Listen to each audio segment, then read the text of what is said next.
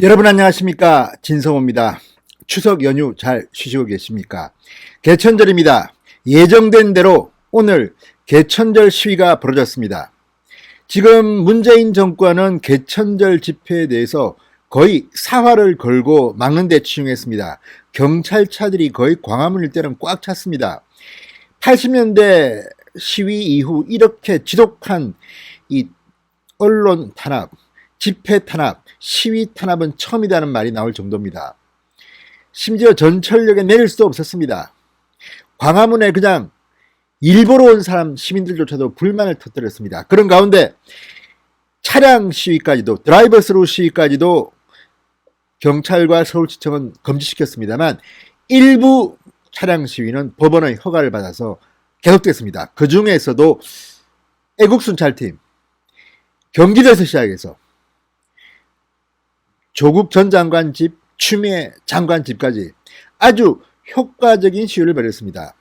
뿐만 아니라 경찰이, 정권이 하도 강하게 막는 바람에 몇 명 안 모이는 광화문 1인 시위 또는 광화문 기자회견, 강현재 변호사들이 나온 그런 기자회견도 언론의 이 스포트라이트를 받았습니다. 오늘 신문이나 방송들이 거의 기자들이 안 나오는 날입니다. 그래서 이제 뉴스가 별로 없습니다. 따라서 이런 1인 시위, 기자회견, 차량 시위는 언론의 집중적인 조명을 받고 있습니다. 특히 애국순찰팀의 이 차량 시위는 지금 상당히 뜨거운 반응을 보이고 있습니다. 진성호의 직설 시작합니다. 방송에 앞서 아직 진성호 방송에 구독자가 아니신 분들은 붉은색 구독 버튼 눌러주십시오. 더 좋은 방송으로 보답하겠습니다. 자, 개천절인 오늘 광화문에 사람이 오는 것을 문재인 정권은 거의 패닉 상태로 막았습니다. 그렇지만 시위는 없었지만 기자회견은 있었고 1인 시위는 있었습니다. 그리고 차량 시위도 몇 개는 시작됐습니다. 전국적으로는 상당히 많을 것으로 추측됩니다.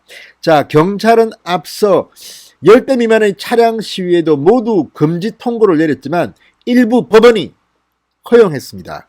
그런 차량 시위는 예정대로 진행됐습니다. 특히 애국순찰팀이 벌린 9대 차량의 시위는 상당히 효과적이었습니다. 특히 여기에는 방송차 한 대가 포함됐기 때문에 상당히 모양도 그럴듯했습니다. 오늘 오전 경기도청을 출발해서 정오께 전광훈 목사가 수감 중인 의왕시 서울구치소 앞에서 기자회견을 열었습니다. 그리고 정부의 이 코로나 방역 조치로 인한 이런 집회 탄압에 강력하게 규탄했습니다.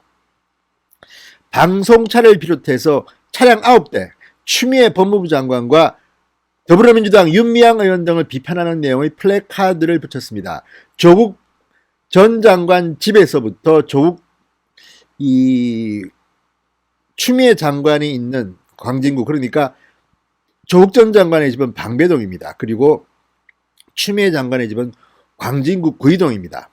계속해서 차량 시위를 진행했습니다.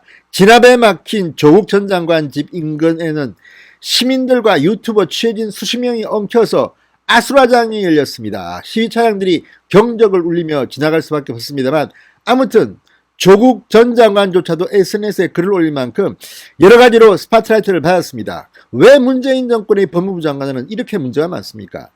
조국, 추미애, 왜 이런 사람들을 문재인 대통령은 임명했을까요? 자, 자신이 정권 말기에 뭔가 문제가 있어서 살아있는 정권 수사를 막기 위해서 그런 건 아니냐는 비판이 일고 있습니다. 지금 조국, 추미애 때문에 대한민국 검찰이 망가지고 있습니다. 이런 가운데 조국과 추미애 집 근처를 애국순찰팀은 지나갔습니다. 자, 조국 전 장관도 오늘 SNS에 이런 글을 올렸습니다. 집회의 자유는 헌법적 기본권이고 애국순찰팀도 이 기본권을 향유할 수 있다는 취지, 공인으로서 법원은 이 판단을 감사한다. 단 동네 이웃분들께 죄송하게 됐다는 글을 올렸습니다. 자, 그동안 그렇게 오만방자하게 굴던 조국 전 장관조차도 이 부분에 대해서는 할 말이 없을 겁니다. 지금 문재인 정권은 무엇이 두려운지 코로나를 핑계로 정말 언론 탄압, 집회 탄압, 정치적 표현 자유를 탄압하고 있다는 비판을 받고 있습니다. 자기들은 거짓말, 가짜뉴스를 막 퍼뜨리고 입만 열면 거짓말을 하면서 청와대부터가 지금 가짜뉴스 진원지입니다. 다른 사람이 무슨 말만 하면, 불리한 말만 하면 가짜뉴스다, 처단하겠다, 긴급 체포하겠다고 협박을 하고 있습니다. 이런 자들이 어디 있습니까? 정말 오늘 개천절 집회를 막는 문재인 정권은 그렇게도 약점이 많고 결점이 많고 무능함을 스스로 자백한 것으로 보입니다. 그렇지만 오늘 특히 애국순찰팀의 차량 시위는 집중적인 미디어의 스포트라이트를 받으면서 상당한 효과를, 상당한 미디어 영향력을 발휘한 것으로 보입니다. 조국이 SNS에 글을 올린 것만 봐도 이미 손을 든 것으로 보입니다.